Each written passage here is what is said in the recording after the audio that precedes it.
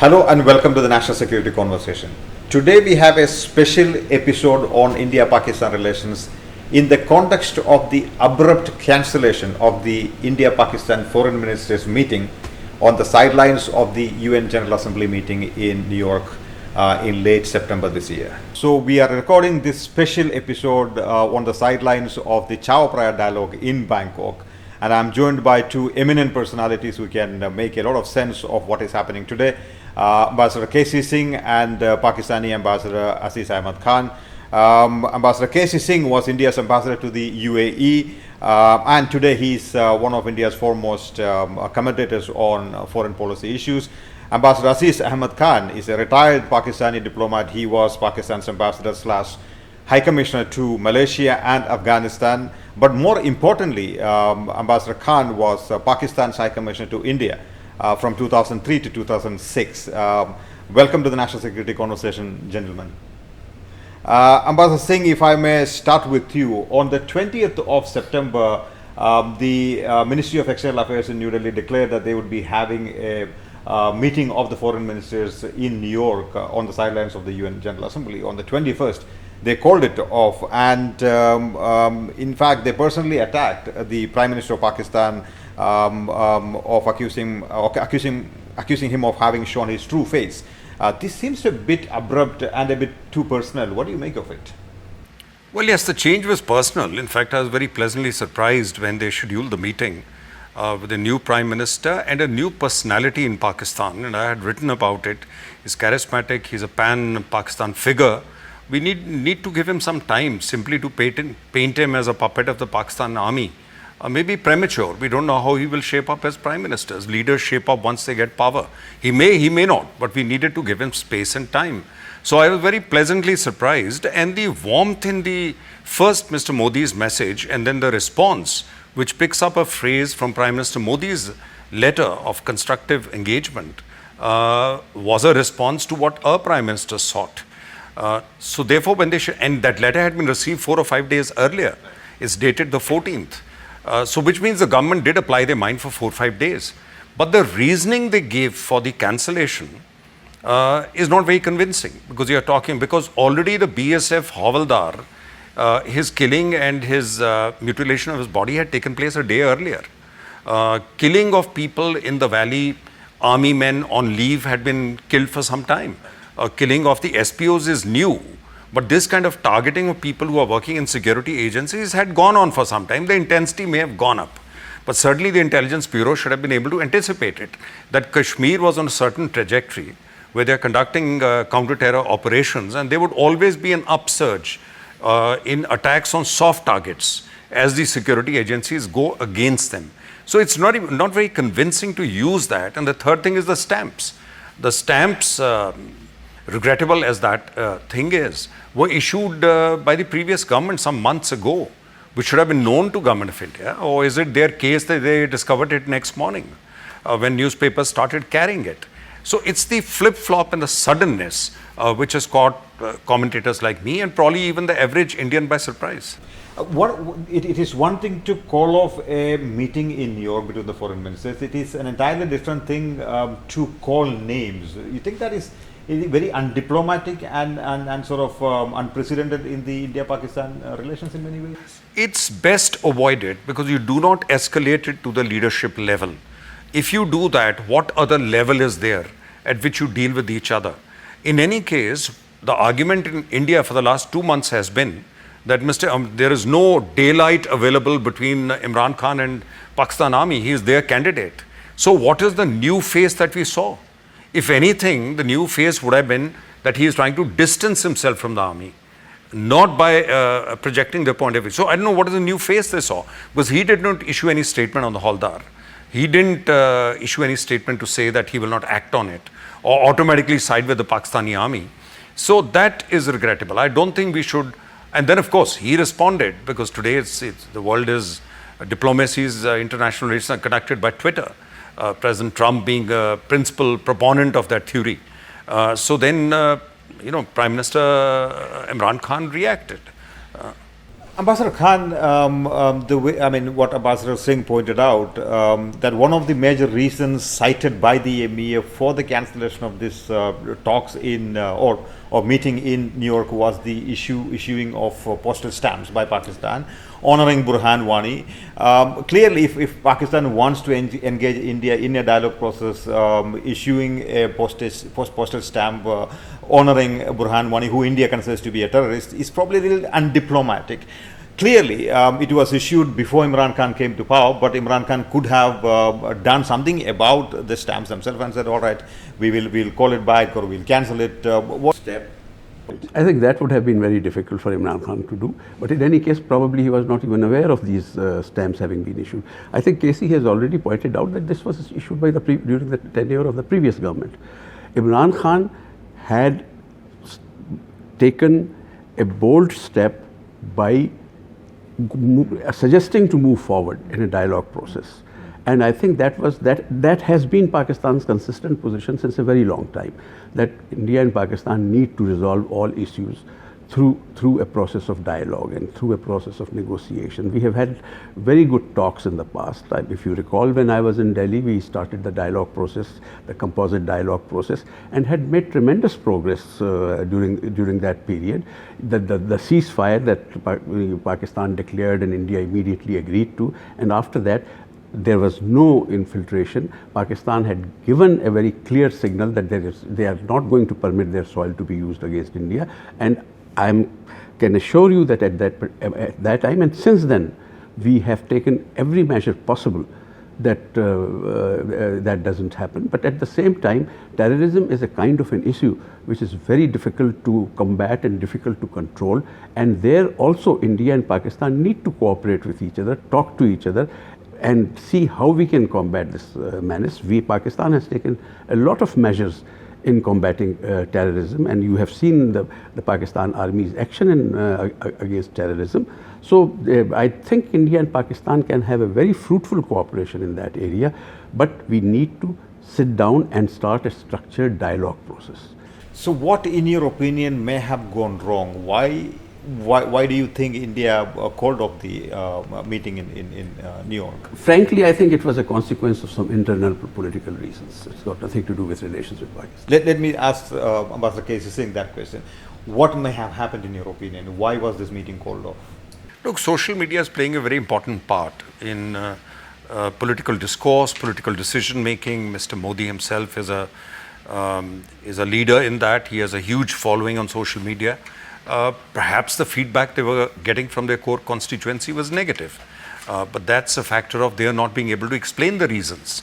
After all, when you accept, and this is the problem with Prime Minister not talking to the press, not sharing his views directly with the people of India, and using social media prisms through which he communicates.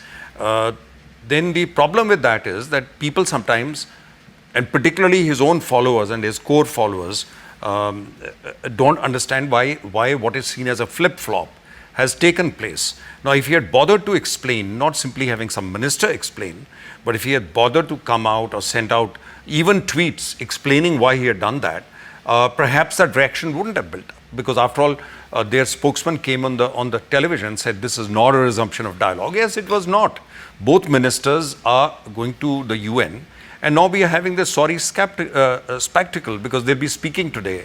Mrs. Swaraj speaks first, and then after that, Foreign Minister Qureshi speaks. And you just make a scene out there at the UN, quarreling with each other, calling each other names. You're a large country. We have an aspiration to be a great power, to be a permanent member of the Security Council. You don't go in front of 190 members and start washing your dirty linen in the public and get into a spat with a neighbor. There are other places and other times and other methods of settling that spat. But certainly UN is not that, particularly when United Nations is already under pressure. When President Trump has gone there and attacked what he calls globalism, and he comes to the temple of international, what is called the Parliament of Man, and he starts attacking multilateralism. Now that is the time. If you want to be a permanent member of Security Council, you first want to make sure that UN remains relevant. So there are so many issues confronting the United Nations. A foreign minister should be focusing on that, not in settling scores with Pakistan. India should be thinking big and acting big. That's exactly. But going back to the point that you made about why the Prime Minister may have decided to call off the meeting, do you think there are some contradictions within the BJP leadership itself? Because if you remember, Imran Khan wrote the letter to Prime Minister Narendra Modi in response to Mr. Modi's letter to him. Yeah, and his letter is dated the 14th. Correct. So the two of them have been talking to each other on the phone and through letters. At the same time, you have BJP ministers talking in a completely different language altogether, Ms. Sitaraman or General VK Singh. So do you think there are differences of opinion within the BJP on whether or not to talk to Pakistan? Look, we have a powerful Prime Minister. I don't think ministers, maybe you're playing to multiple constituencies. And maybe it's also not been explained to the ministers.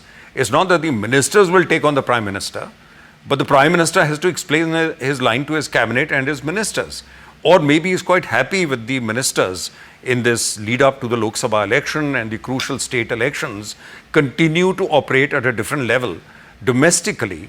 But you can't do that. You can't, in today's world and time, anything that you say will get magnified and projected and the message goes across the world in milliseconds. So you can't have this good cop, bad cop routine. Therefore, all your people have to be on the same page. And I think that's probably a question of internal communication or political management. I don't know what it is. Aziz Saab, one of the arguments that they usually make in India, especially in the recent past about Imran Khan, is that he's a puppet of the Pakistan army. How do you respond to that? It's ironic that previously you used to say that, okay, the political leadership has agreed, but is the army with them?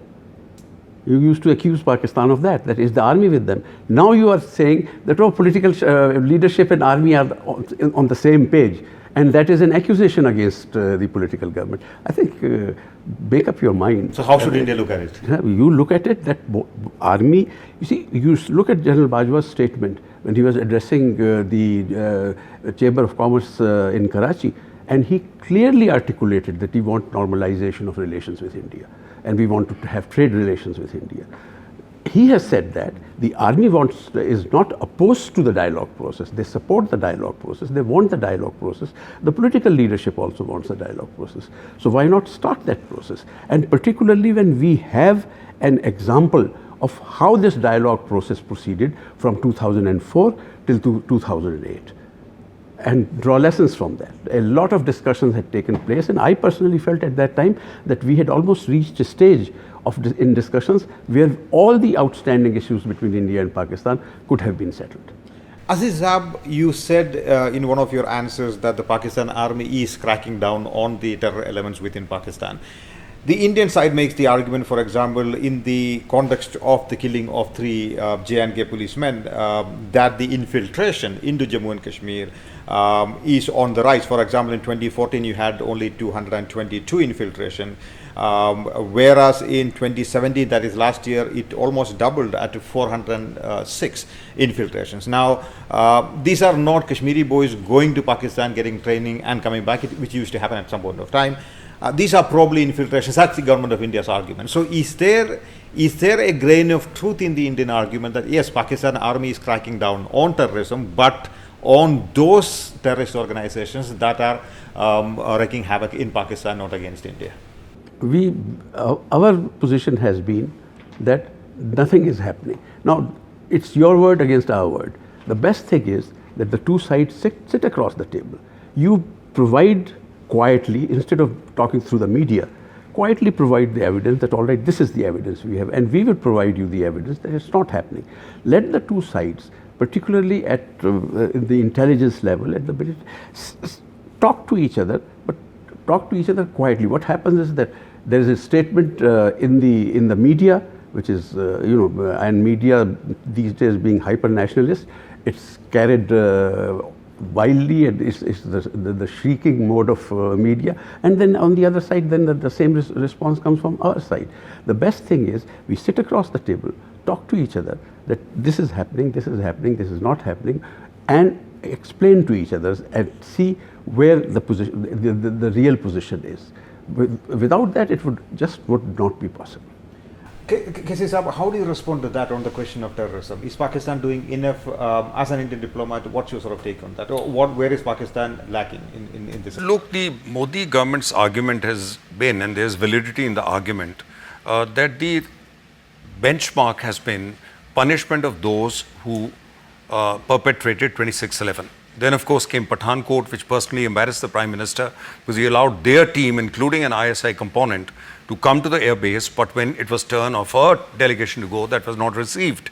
No, it's not just India saying that. If you see the State Department report, country report on terrorism, which has just come a month ago, they also saying that, look, UN listed entities like Hafiz Saeed has been let off by the Lahore High Court in November last year. He is moving about freely. His foundation is able to collect money.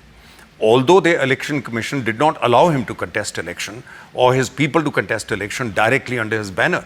But nevertheless, there is a degree of permissiveness, which maybe they are saying the courts have allowed it.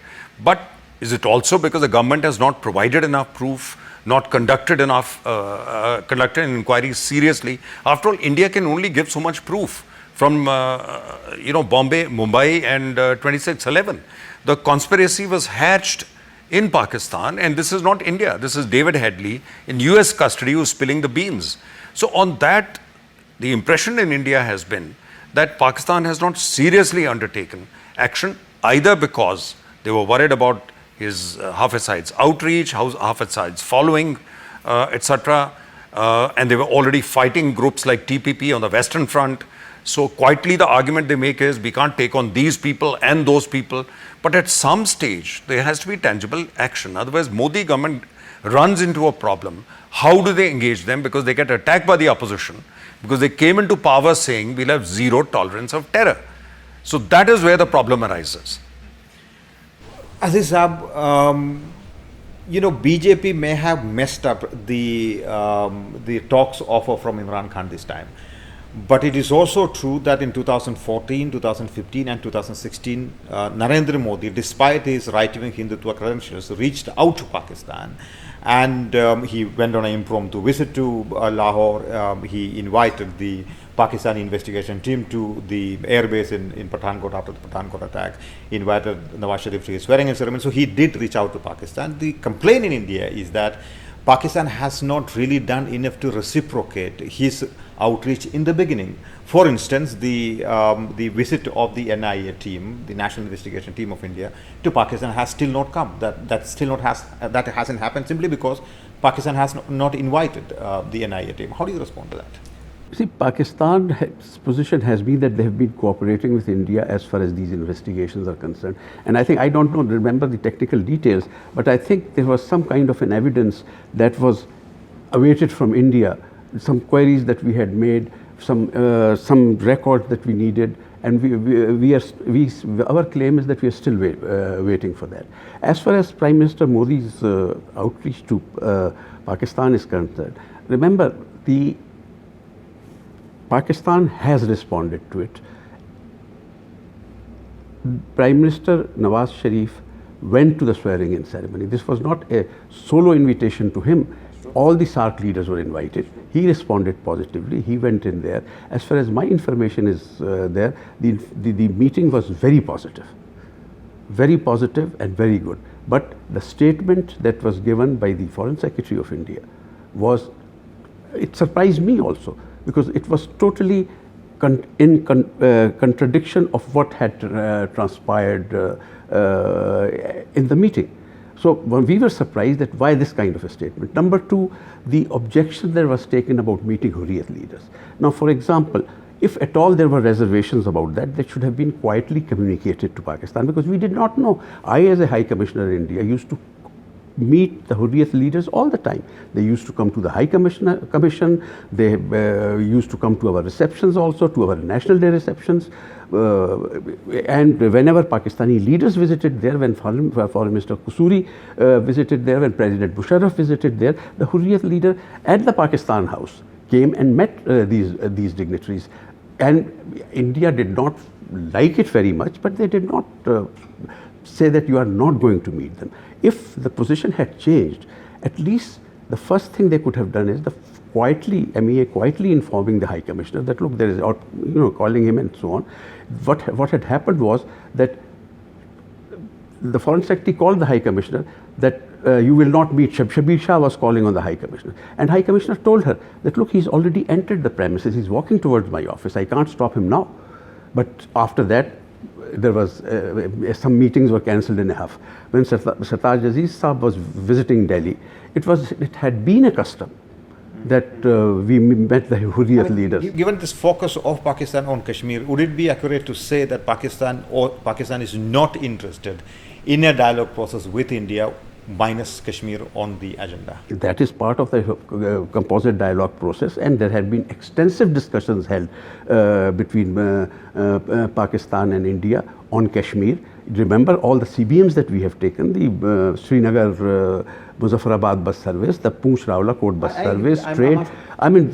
The approach was that okay, Kashmir is a complicated issue, is a difficult issue, but there are ways and means in going step-by-step approach to resolve that issue, and that is why we had suggested all those different CBMs, and some of them were agreed to, a lot of others will be under discussion. Most of the components of the famous 4-point formula were actually long-term CBMs that were being discussed. So we should continue with that dialogue. We should see how this complicated issue can be resolved. Look at what is happening in Kashmir.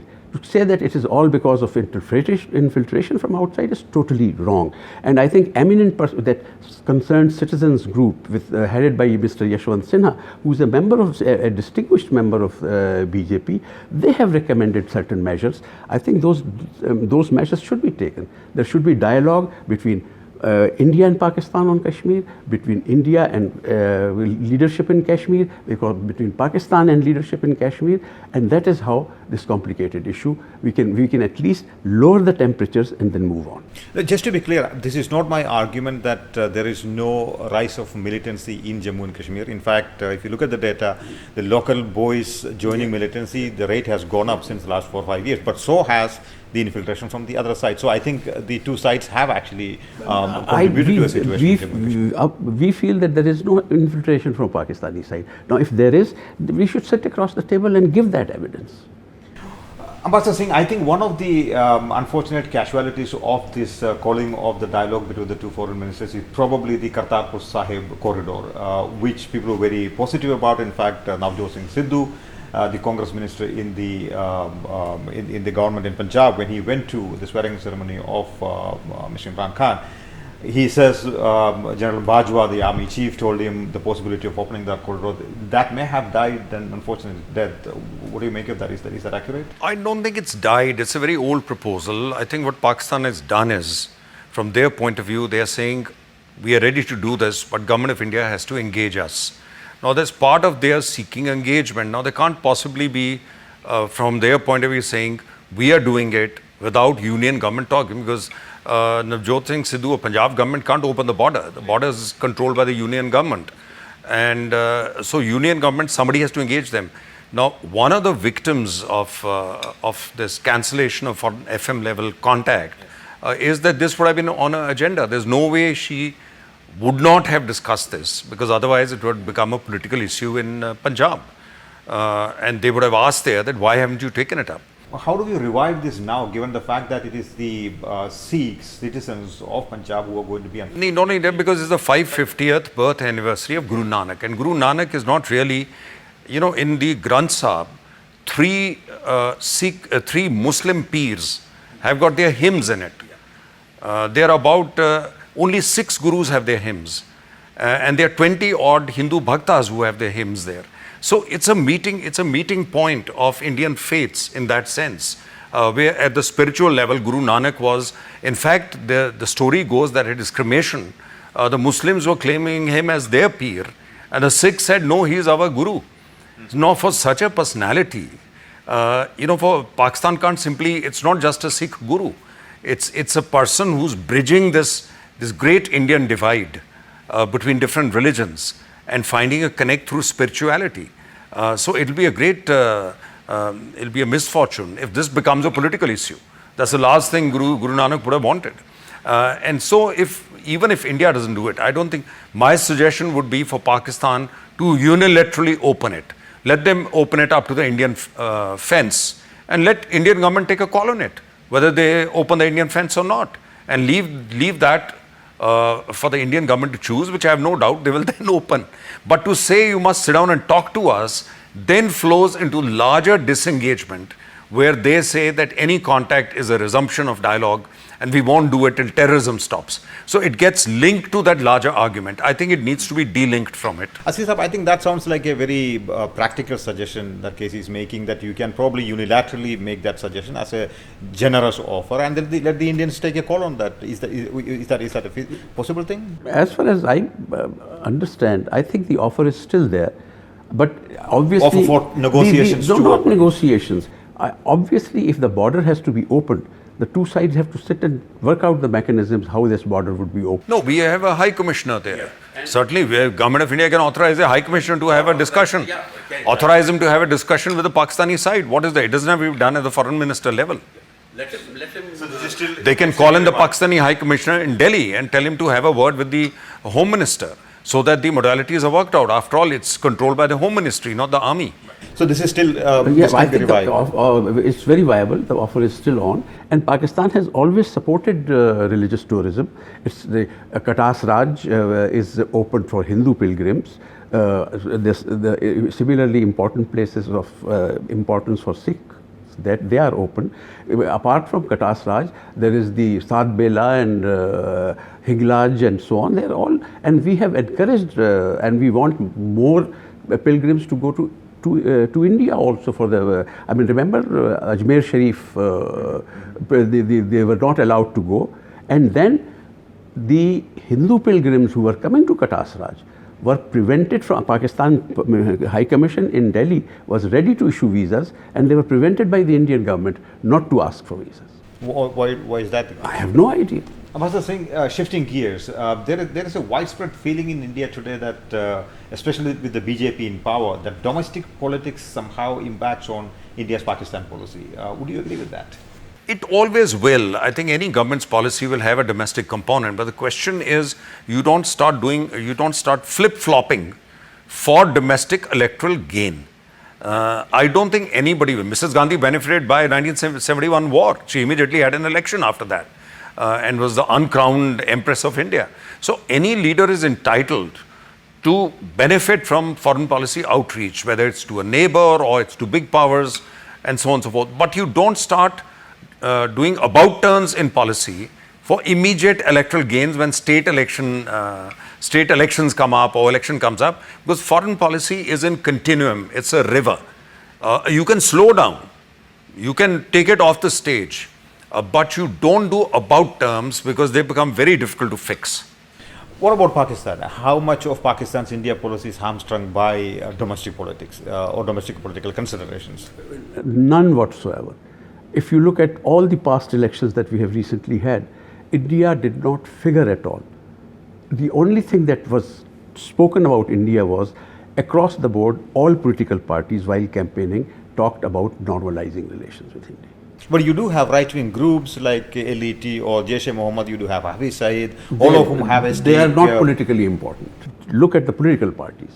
Look at the Muslim League Nawaz, look at PPP, look at PTI. All of them during look at their campaign record. There would not be a single word against. No, although Imran Khan did say some things in his electioneering for the first time. Settlement of Kashmir. No, I think they're fairly sharp words in some of the electioneering. Before he's swearing in, I mean, as candidate Imran Khan. As candidate Imran Khan, not after winning. Yeah. But Aziz Saab, let's sort of broaden this argument a little further. The 2007, I mean, you were actually the High Commissioner to India during the best period of India-Pakistan relations from 2003 to 2006. There was a lot of discussion going on about Kashmir at that point of time, and then Musharraf lost power. The PPP government that came thereafter said that there is no paper trail. One of the reasons why the PPP government may have said that is because this was decided by the military dictator, General Musharraf, who became president, but without the consensus of the people on the ground. So if you think Pakistan's India policy is not hamstrung by domestic politics, the successor administration Pakistan should have been able to carry on with what was agreed to with India on Kashmir. You see, as far as Musharraf formula was concerned, it was something that was under discussion. Nothing was agreed, and that's why the exchange of documents was called Dawn papers. And the idea was that nothing is agreed till everything is agreed. The discussions are going on. The same issues and same ideas can be discussed without calling it Musharraf formula, for example. I mean, it is discussion on Kashmir. It is how do we move forward. But was there domestic pressure from within Pakistan against the so-called Musharraf formula? I don't think so. I mean, there are certain political parties who are claiming that. But I personally feel that if we had continued with the dialogue process, all those things that are creating a problem between India and Pakistan, all the issues, including the Kashmir issue, could have been discussed. Maybe not one formula, but in another manner. I mean, after all, what you call it as Musharraf formula was something that had already been existed also. I think the Kashmir Study Group had come up with proposals like this, and then earlier on also, if proposals on such lines were made, it was not a unique kind of a thing that Musharraf formula had proposed. It was just that they had got those ideas together and were looking at a resolution, or not even a resolution, at least easing the situation in Kashmir. I see the Musharraf, at least I was there, and I used to see that as a large-scale, long-duration CBM, and not a final settlement of the issue. Let's talk about some of the low-hanging fruits between India and Pakistan. Do you think trade is a low-hanging fruit, or is it should we take to Kashmir? What do you think should be? No, Kashmir is not a low-hanging fruit. You see the 8 boxes in the composite dialogue have got confidence building measures and disputes.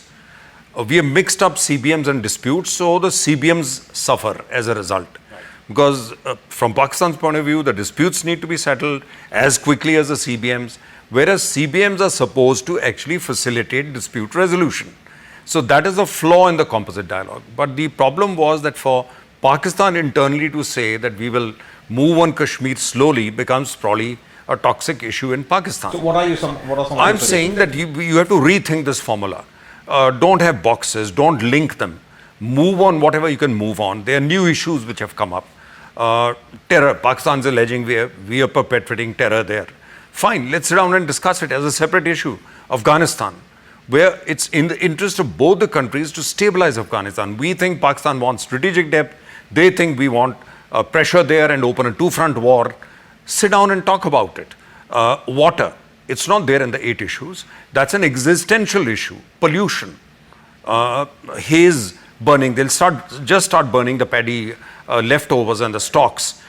Last year, that smoke was all the way from Lahore to well past Varanasi. Now, do we realize these things are interconnected? There's no border at which Pakistan Army or Indian Army can stop this. Subsoil water pollution in Punjab. You know, these are existential issues affecting the common man, which need to be introduced and discussed. Leave the other things alone. Azizab, is there a need to reimagine the dialogue process and bring in new issues? Initially, the dialogue process, this 8-point formula, came out on the sidelines of, I think, Malé summit or so. Yeah, right. And it was at India's insistence, because India used to say that Pakistan is so Kashmir-centric that everything revolves around Kashmir. So they suggested that let's have an 8-point formula so that progress in one area, lack of progress in one area doesn't impede progress in another area. And that is why we started this composite dialogue process. And that is why we feel that that was a good formula in the sense that slow progress in one area should not impede fast progress in another area, like the trade issue. We were reluctant to implement immediately the WTO thing or the MFN thing. India had given MFN status to Pakistan, but there were certain concerns that Pakistan had about para-tariff, non-tariff barriers, and those discussions were held in very successful environment, and we are almost on the verge, and we are almost ready.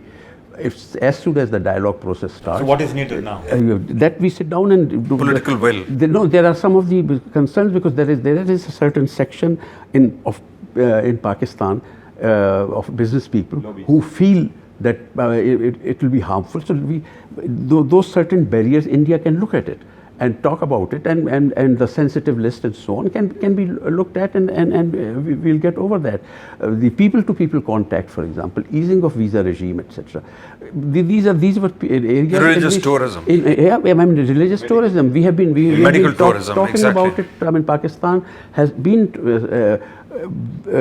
suggesting that we increase that religious tourism, increase the people-to-people contact. But all these things can be done only when you sit across the table and talk. Aziza, pleasure talking to you. Thank you. Kesiza, pleasure talking to you. Likewise. To receive instant updates on all videos from The Wire, click the subscribe button and hit the bell icon. Pay to support independent journalism. Click the link in the description and choose the amount you want to pay.